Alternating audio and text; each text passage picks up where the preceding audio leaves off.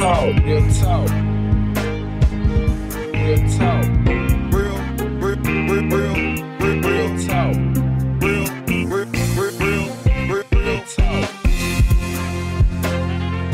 Welcome to Real Talk for Real Teens, the show where we uniquely combine the information teens need with the entertainment teens want. Hey guys, welcome back. This is Real Talk for Real Teens. I am Kim Clayton. I am your host as always. So welcome. Today we have Pamela Howard on the show. Hello. So Pam, can you introduce yourself?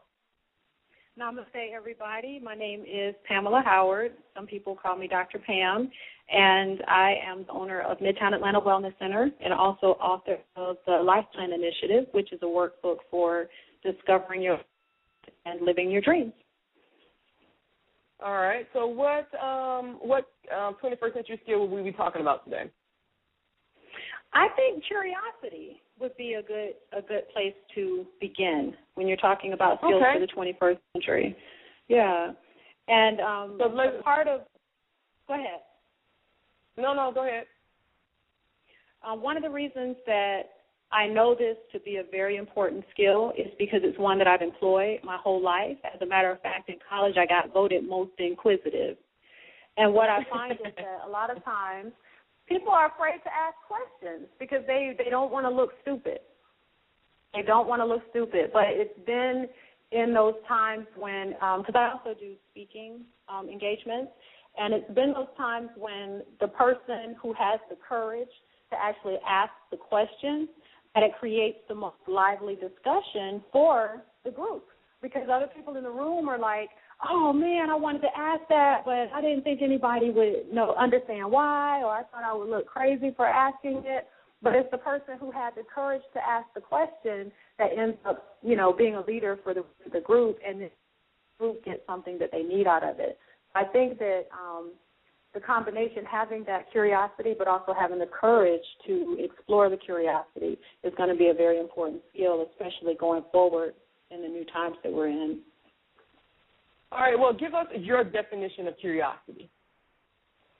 My definition of curiosity, I would say my definition of curiosity is having the desire to explore something that you don't know or something that you would like to experience.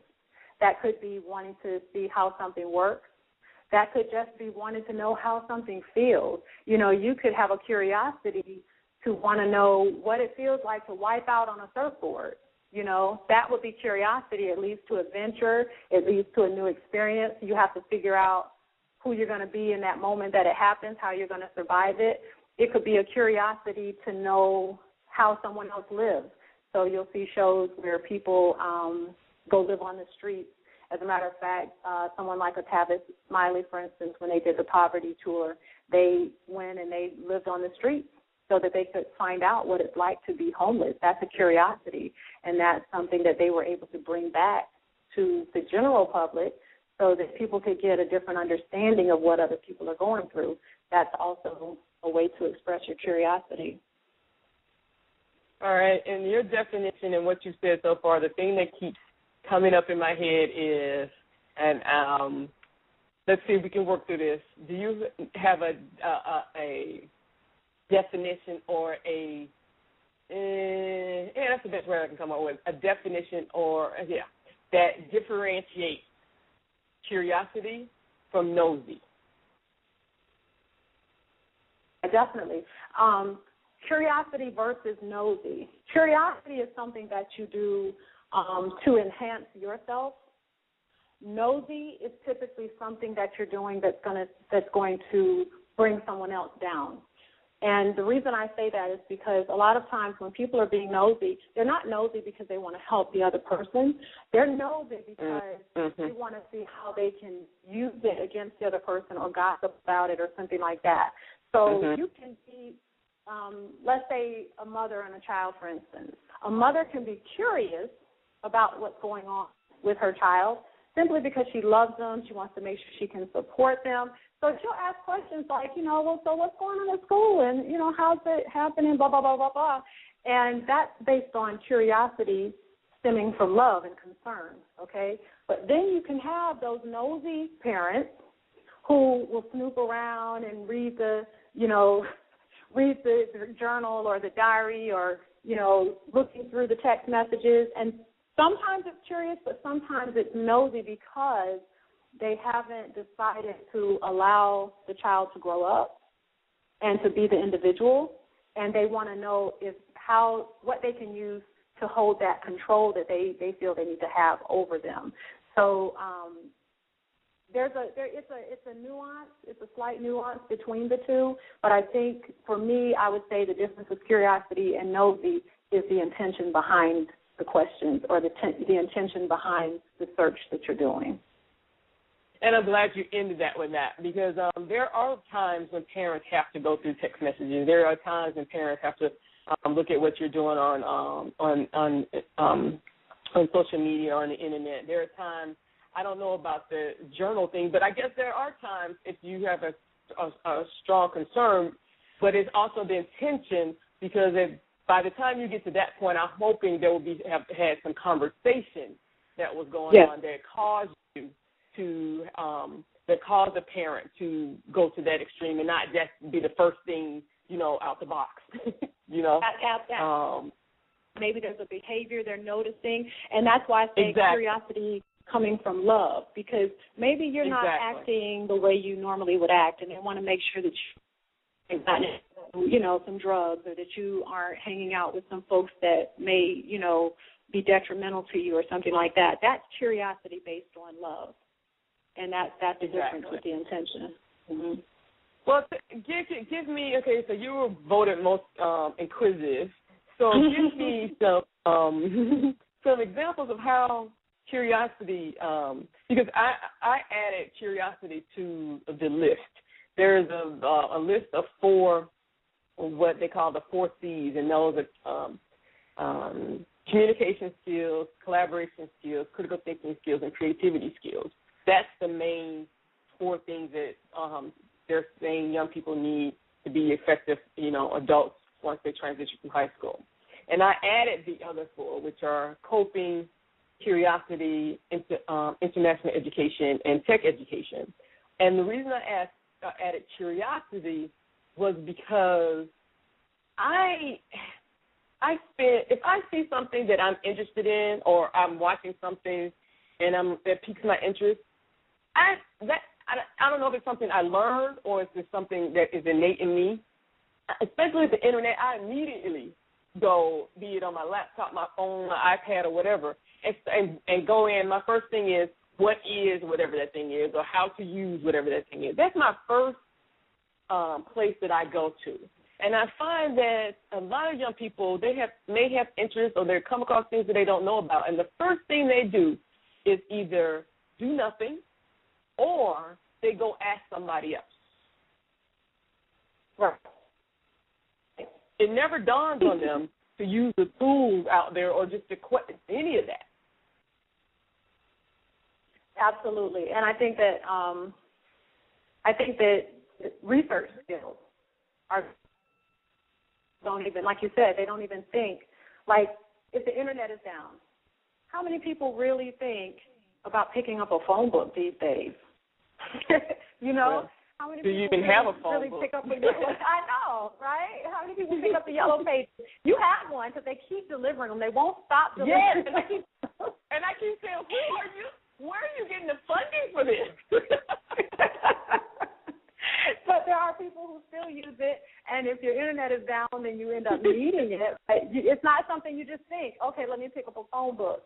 So I think that, and that's a part of, I think, creativity, because you have to learn how to be a little more creative in your searches.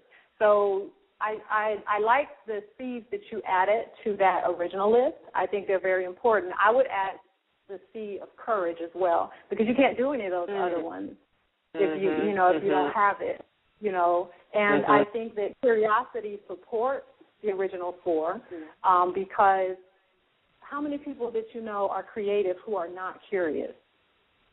An artist, the way we know that yellow and blue make green is because somebody was probably, other than maybe making a mistake and blending them together, but someone might have said, okay, I wonder what happens if I do this and then I do this. That's curiosity. And even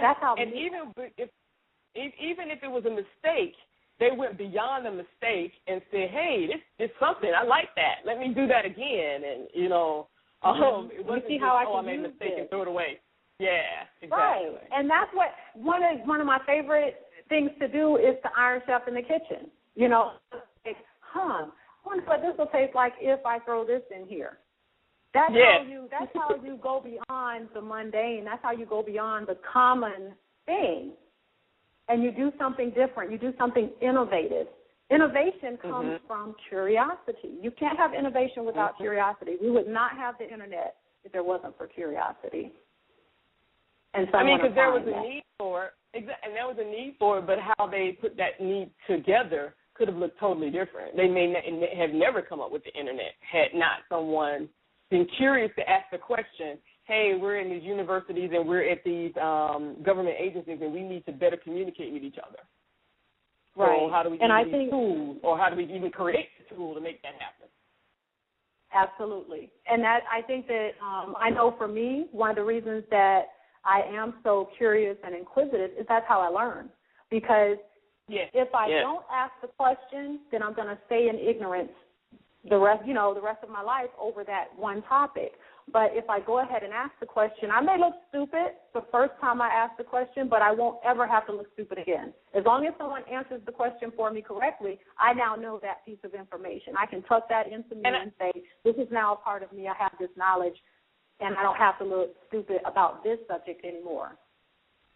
And I'm gonna couch that differently, because if you ask a question with the coming out and say, oh God, this might be stupid. If you get an answer, then you know that question is no longer stupid. It wasn't a stupid question. That just may have been how you thought. Okay, I didn't see, But if there's an answer, I can see if you're asking something and there's no answer. But if there's an answer to it, then it wasn't a stupid question. No, but even I would take that further. If you ask the question and there is no answer, I would challenge and say that's an even better question, because that means it's something that needs to be explored, because there should not be something that you can ask that you cannot answer. And I think that's how some of the great quantum theorists and some of the great scientists, that's how they became who they are. That's what makes them great, is that they go beyond where there is no answer, and they create an answer.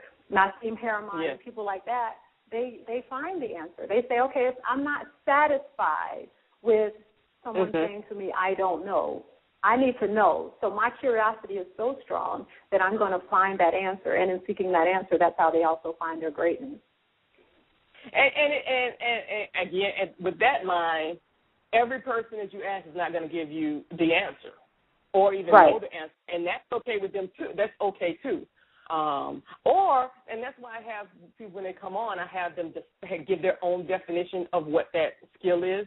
Because in the short time that I've been doing this, everybody has a different explanation or definition of each one of these different things, which means how they use them in their life, how they approach them in their lives are vastly different from the next person who defines creativity differently. And I think that's the skill set that you have as an interviewer. One of those C's that you mentioned was communication. And one of the, in order to have effective communication, you and the person that you're in communication with have to be on the same wavelength. You have to have come from the same basics of understanding. So if you set that definition first and you get clear, okay, we're all on the same playing field and we're going to proceed from here, then you have a more effective communication. Because just like you said, well, what's the difference between curious and nosy?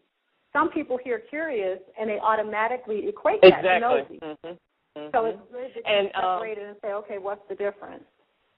And we're going to take our first break, but what I want to say before we do that is that young people know I'm forever doing that.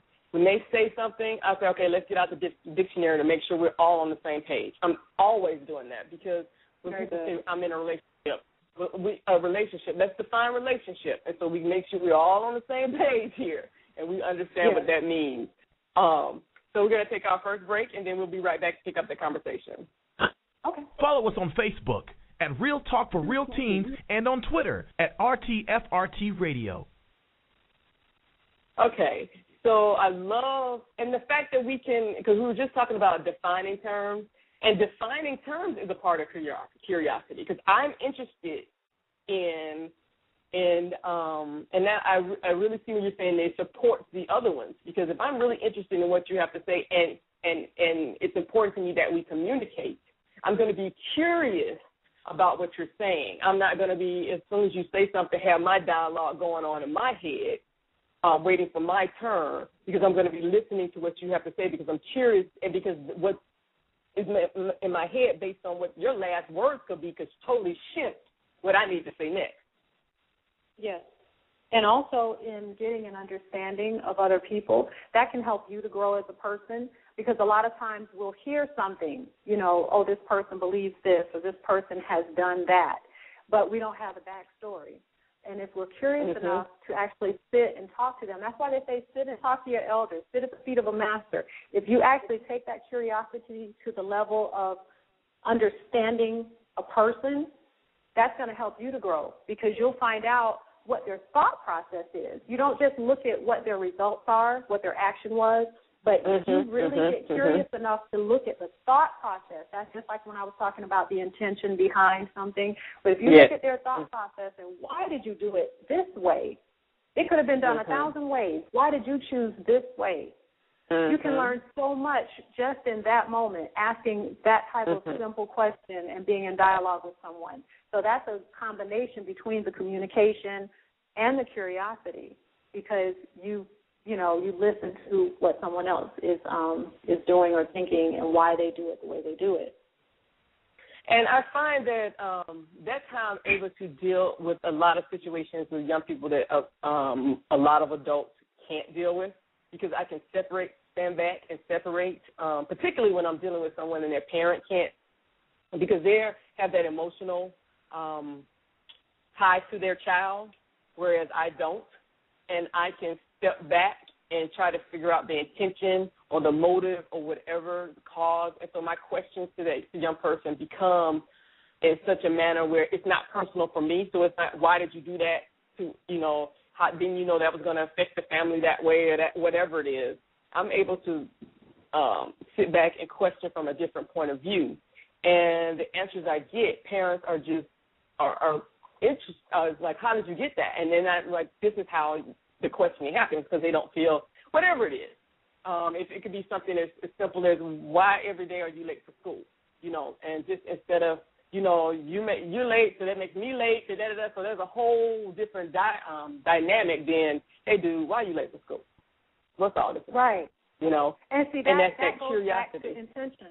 And that goes back to intention as well, because you're able to ask that question from a place of non-judgment, because it's not affecting you, and because you just want to know the answer. You're not asking why that person's the way they are. Why are you doing this to me? You're not asking from that perspective. You're just wanting to know, okay, what's going on with you? So I think that when you take judgment out of those questions, then you're able to get a more pure answer, because the person doesn't feel like they're going to be convicted by what they say. And a lot of times parents, because I'm a parent, I have teenage boys, so it's something that I have to actually practice myself, is when I have to remember not to talk at and not to throw daggers with my eyes or with my words, and make them feel safe enough to answer the question. And I think a lot of times we as parents, we take away that feeling of safety and I can't think of the word I want, but we make it scary for. Well, what I was going to say, it doesn't. I know you're having a challenge with the word, but what I can say is what it does. It does not make it a safe environment for them to feel courageous enough to be honest about what's going on. Because when you go back to that courageous part that you were talking about, to be courageous, you have to foster a sense of safety. And it's not that we're not talking about safety as in, you beat your kids, or even on the workplace, on the job.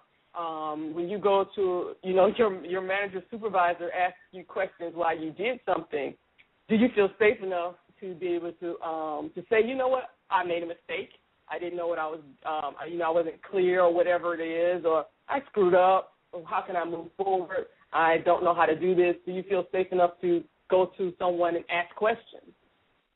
Right, absolutely. And that's even in, and I know, with our audience, we're talking to teenagers and young adults, and they're dealing with relationships, whether it's between a boyfriend and a girlfriend, or whether it's between best friends, whether it's parents to child, whether it's students to a teacher. In those relationships, if you feel like, because you've dealt with this person before, you know how they react, they ask you a question, but they're asking the question ready to pounce, then that's going to change the dynamic of how that question gets answered. And that question gets answered strategically to keep them from the next step, or it can be answered honestly if they feel safe enough around that person, that person is not going to judge them, that person's not going to hold it against them for the next 2 or 3 years or whatever. So I think that that's a part of that communication thing, is that you have to create an environment where people trust you to be honest. And the way you phrase your questions when you're being curious, you have to remember to ask from a place within you that's more pure, that's more honest, and also even sometimes from a place of what we would call transparency. So maybe you ask a question that may reveal something about you that you don't want people to know. If you're courageous enough to ask that question, even though it may reveal something about you that you're embarrassed about or something like that, you'll find that in asking that question, it adds to who you are instead of taking away from it. And I want to add to what you said, because you were leading right where I wanted to go, about how you ask questions, young people. A lot of how you ask questions, the result, what am I trying to say? How you ask determines the result you receive. Yes. So, yes, you're just talking about making a safe environment for you to ask. But on your part, there's a responsibility you have in asking your questions in a way that respects all involved. And I'll give you an example. I sub right now. I am a fully certified high school teacher, and I left teaching to take on this role, working with young people. So I go into I sub for the money, but also I sub because it keeps me in contact with young people all the time. So I'm always talking to young people. And so I'm in a classroom, and someone asked me a question I've given instructions. They've asked the question. And so one of the questions is, so where's my teacher? Where's Mr. and Mrs. So-and-so? I'm not going to answer that question. If they wanted you to know where they were in their absence, they would let you know. So, no, I'm not going to ask that question. So you getting relentless and getting the attitude, but, damn, all I did was ask the question. No, that's not curiosity. That goes back to what you were saying about being nosy. Every time you ask something, and I want to be careful about this because I'm walking up a line. Just because you ask something does not mean you deserve an answer or someone's going to give you an answer. Yeah, you have to be. You have to be. That's a good point, because not only do you have to look at who you are as the person asking the question, because someone who is 15 asking a question versus someone who's 25 asking that same question to that same person, there may be a different reaction based on who you are and the question that you're asking, whether you are in a position to ask that question. But also you have to look at, are you ready to ask that question? Because sometimes we'll ask questions we're not ready to hear the answer to. Either you're not ready to hear the answer because it's not going to be what you want to hear, or you're not ready to hear the answer because you don't have the skill set to comprehend what's being answered. So there's different things you have to just realize. One, like you said, you may not get an answer because it either wasn't appropriate for you to answer, it's not the right time for you to have the answer, or whatever the case may be. But also you have to understand when the answer comes, you may not like it, or when the answer comes, you may not understand it. But you just have to hold it. Even if you don't understand it then, that's just because of who you're, where you are at this moment. Next year, you might ask the same question, and completely understand it, or you may not even need Yes. the question anymore because it's been answered, you know, at some other time. Exactly. You have that epiphany moment. Yeah, exactly. And it's your place to ask. It's, again, when we're talking about that curiosity and the difference between curiosity and being nosy, make sure you understand that, because that goes a long way in how you get your answers to your questions. So we're going to take our last break, and when we come back, when we come back, let's talk about timing. Okay, we're going to come back, and we're going to talk about timing. New or unknown music artists, we need you for the show. If you'd like your own mini concert, please send a request for information to realtalkforrealteens@gmail.com. Okay, so we're going to ending our conversation with Dr. Pam. So tell us about, you want to talk about timing. Yeah, just a quick note on that is you also want to know your 3 tips. Oh, okay. You also want to know the proper timing to ask the question, because sometimes it's not the right moment to ask that question. Perhaps you're around some people that if they got the answer, it would confuse them or it would be detrimental to them, so the person you're asking may not want to answer right then. So it's also knowing when to ask the question in the right company or in the right timing. I just wanted to say that. And then what was the question you just asked me, Kim? Your 3 tips. 3 tips. 3 tips for curiosity, in order to employ curiosity. For one thing, don't be afraid to ask your question. Number 2, just because you don't always get your questions answered the way you want them answered, or someone thinks that you're silly for asking the questions, keep asking. That's how you're going to learn. And number 3 would be to just be prepared to accept the answers as they come, whether they're what you wanted or not. Be okay with whatever answer comes, and then if you need to do some additional research behind it, that's fine, but be okay to receive whatever the answer is that comes. Well, thank you so much, Dr. Pam.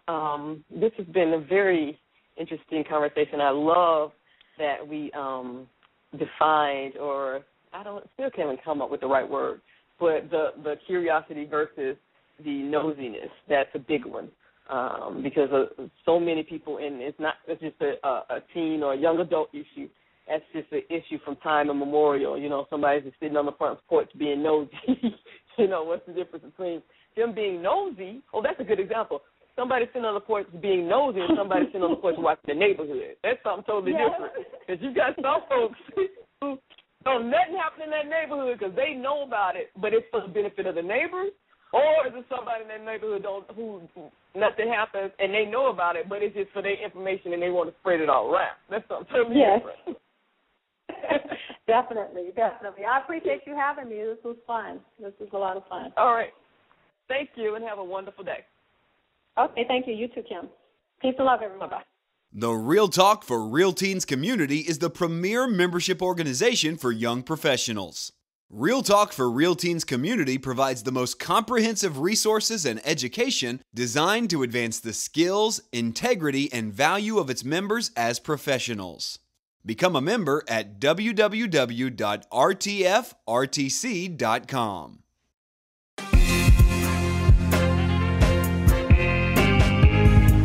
Thank you for listening, and join us every Sunday through Thursday at 8 p.m. Eastern for more Real Talk for Real Teens.